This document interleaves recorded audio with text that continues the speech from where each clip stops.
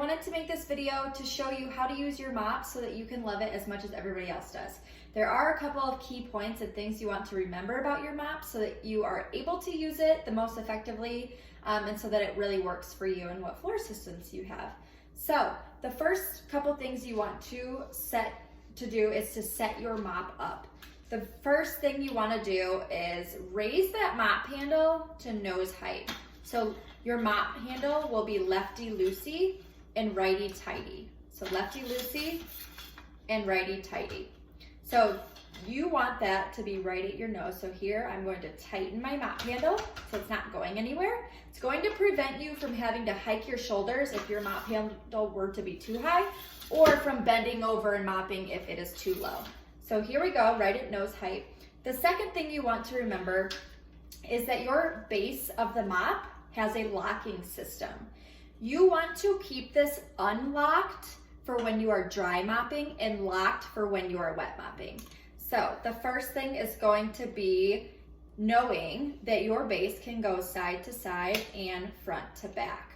The great thing about this is that when you are dry mopping, you are going to be able to navigate it a little bit better when you are dusting and sweeping up all those crumbs from your floors.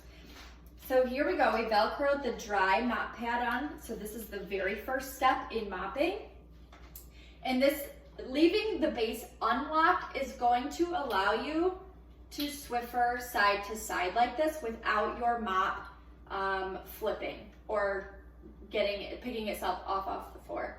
So here we go, side to side, front to back. The purpose of this is to get all of the crumbs and all of the dust off of the floor before you use your wet mop pad.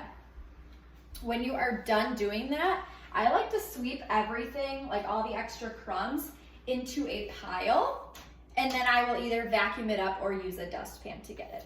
You will have a lot of dust on your mop pad and maybe even some crumbs. So that is when the rubber brush comes in handy. You simply wipe down and all of that gunk and crumbs and dust will go right into the garbage can. So that is what the rubber brush is for, and that's all you have to do with your dry pad. You do not have to rinse it and you do not have to launder it right away. You can use your mop system multiple times before you have to put it in the wash machine. So that is it for the dry pad. Next, we are going to go to the wet pad. So at this point, all of your floors are free of crumbs and free of dust. The first thing you want to do is go ahead and lock your mopping system. You can unlock it and use it the same way that you would using the dry mop pad. I like to go back and forth with the same grain that is on our wood floors. So if you have wood floors, it will be best to put that locking mechanism on so you can go back and forth in the same direction of the grains. So what you do for this, I know that the directions may say to spray the mop pad with a water bottle, with a water spray bottle. What I like to do and what a lot of other people like to do, because it's easier, is just run it under warm water and then wring it out. So I'm gonna do that really quick. Show you here how I do that. You can see the color is starting to change, so we know it's wet.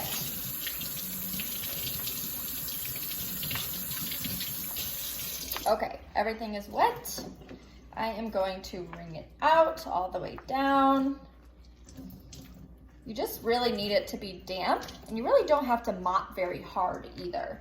If you are noticing that you are having some flipping of the mop base, make sure that you are just slightly moving that mop over the floors. You don't have to press real hard. And I will show you as well to mop right out in front of you, just like a foot or two. You don't want to go real far out in front of you because when you pull it back, it might flip. So let me back up here so you can see me.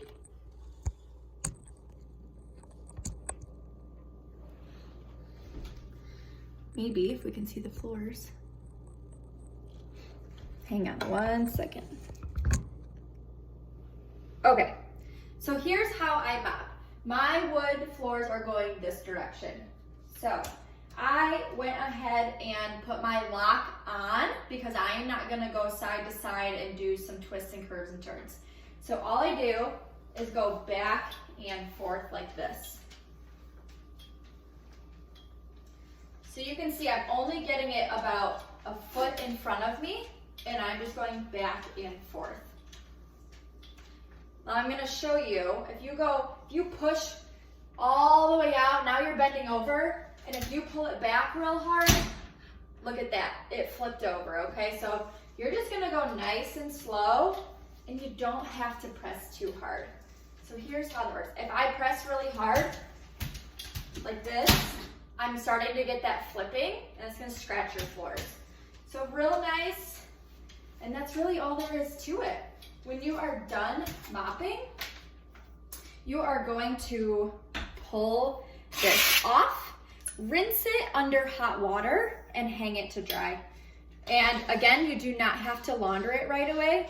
You can use it a couple of times before throwing it in your washing machine with the Norwex laundry detergent or another free and clear laundry detergent that you may be using. So if you have any questions further than this, or if you need to troubleshoot maybe something else that's not working with your mop system, let me know. But these tips alone should help you be more successful when you're using your mop. So thanks for watching, and let me know if you have any more questions.